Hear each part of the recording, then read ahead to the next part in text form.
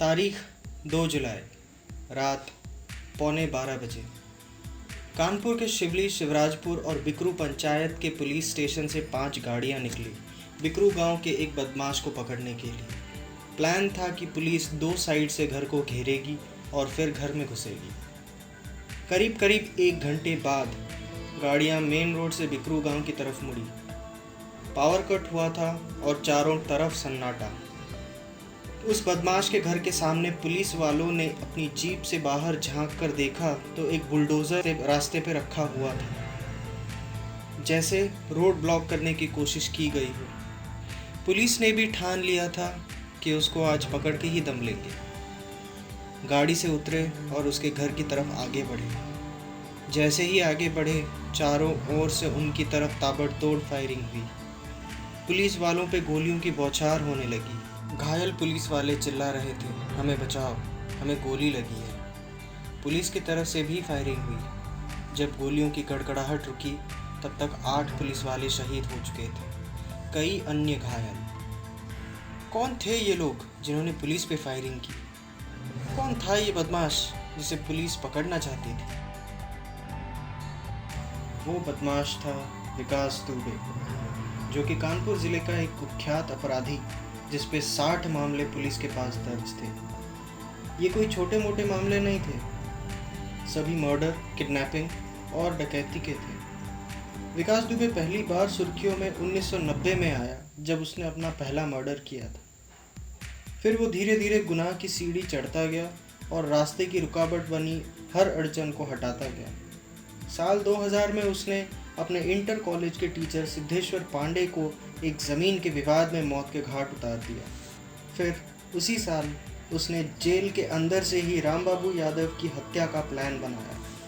उसका सबसे चर्चित हत्याकांड था 2001 में, जब उसने तब के बीजेपी सरकार के एमएलए संतोष शुक्ला की शिवली पुलिस स्टेशन के अंदर घुस के हत्या की। उसका खौफ इतना था कि थाने से कोई भी साक्ष्य उसके खिलाफ गवाही देने नहीं आया। 2004 में उसे इस केस से बरी कर दिया गया। साल 2004 में उसने एक केबल डीलर दिनेश दुबे की हत्या की।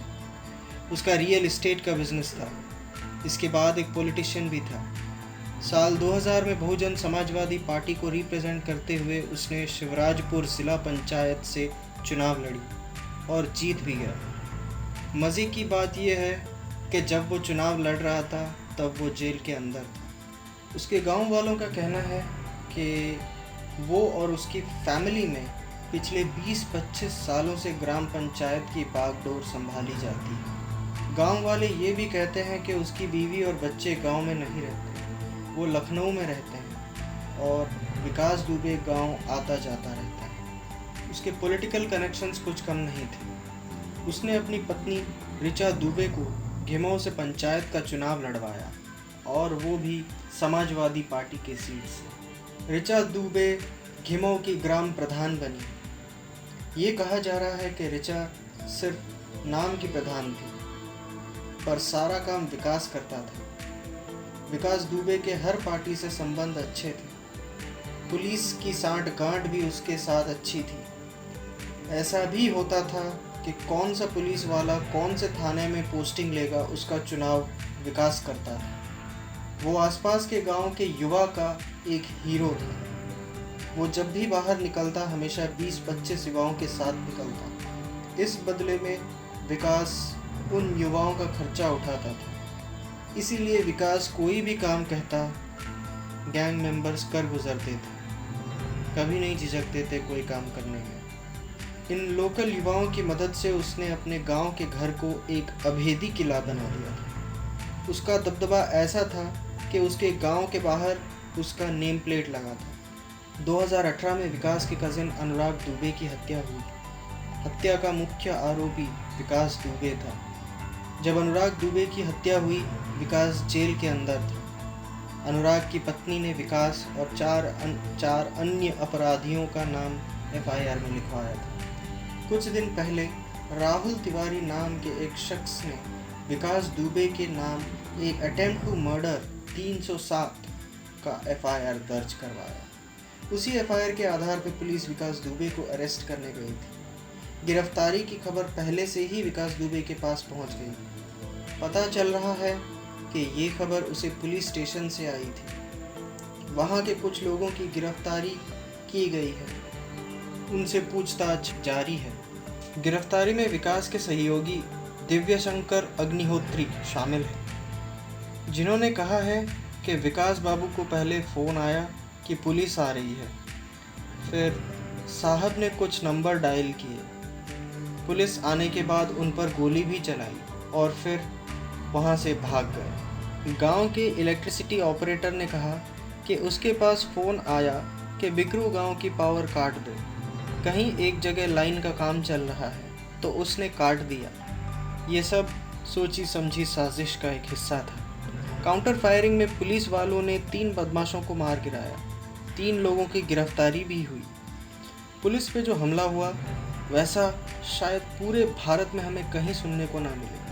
पुलिस और सिक्योरिटी फोर्सेस के ऊपर ऐसे हमले नक्सली या फिर आतंकवादी करते हैं। इसे हम माओइस्ट स्टाइल या टेररिस्ट एम्बुश का नाम इसीलिए दे रहे हैं क्योंकि ऑटोप्सी रिपोर्ट सुनने के बाद आप भी हिल जाएंगे। डीएसपी देवेंद्र मिश्रा, जो कि अरेस्ट को लीड कर रहे थे, उन्हें पहले गोली मारी गई और फिर उनके गर्दन पे कुल्हाड़ी या एक धारदार हथियार से बार बार प्रहार किया गया, यहाँ तक कि उनके पैरों के अंगूठे काट दिए गए। शिवराजपुर स्टेशन ऑफिसर महेश यादव की बॉडी में 7 गोलियां पाई गई थी। एक कांस्टेबल की मौत तो पॉइंट ब्लैंक रेंज से गोली चलने पे हुई।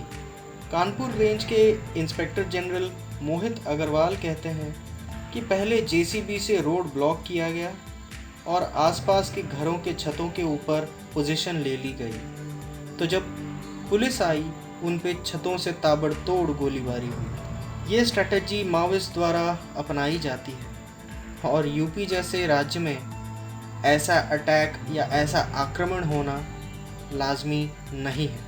अब सवाल ये उठता है कि इतनी मात्रा में हथियार उन बदमाशों के पास कहाँ से आए, उनके पास बम कहाँ से आए।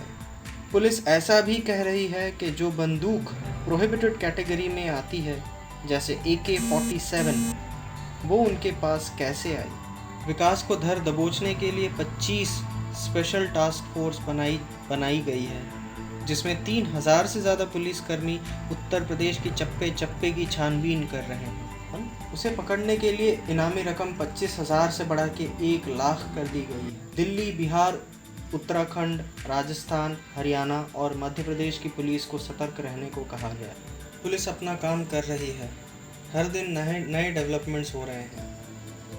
पुलिस ने विकास के चचेरे भाई अमर दुबे, जो कि माना जा रहा है कि उसका राइट हैंड था, उसे एनकाउंटर में मार गिराया है। आज के तारीख में नोएडा के फिल्म सिटी में पुलिस पहरा दे रही है। ऐसा माना जा रहा है कि एनकाउंटर से बचने के लिए विकास दुबे टीवी चैनल्स के सामने सरेंडर करे। लेकिन अब वो समय दूर नहीं जब विकास दुबे को भी एनकाउंटर में मार गिराया जाए। दिल की गहराई से हमारी संवेदना उन पुलिस वालों के घर वालों के साथ है। उन सिपाहियों को कोटि कोटि प्रणाम जिन्होंने एक अपराधी को पकड़ने हेतु वीर गति को प्राप्त हुए। हम भी तहे दिल से उस घड़ी का इंतज़ार कर रहे हैं जब विकास दुबे का एनकाउंटर हो और शहीद पुलिस वालों की आत्मा को शांति मिले। जय हिंद।